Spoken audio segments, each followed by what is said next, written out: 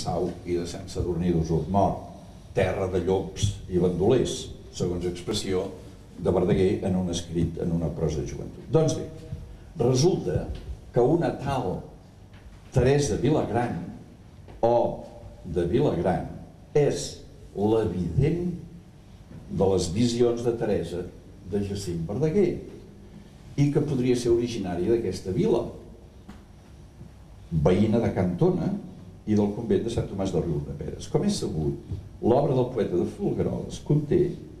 uns enigmàtics escrits coneguts com manuscrits o llibretes de revelacions, exorcismes i visions.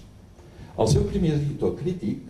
Josep Junyent i Rafart, del grup del Seminari de Vic, d'Estudiants de Vic 1951, i que va exercir durant anys de vicari a Call d'Atenes,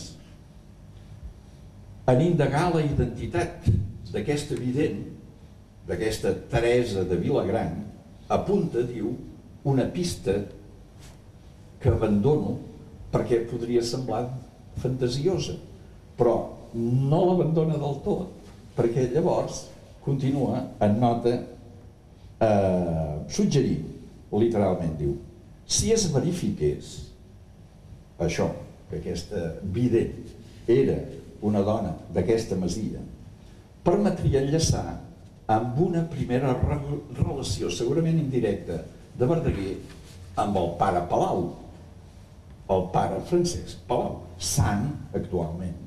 santificat, canonitzat, el fundador de les Teresianes,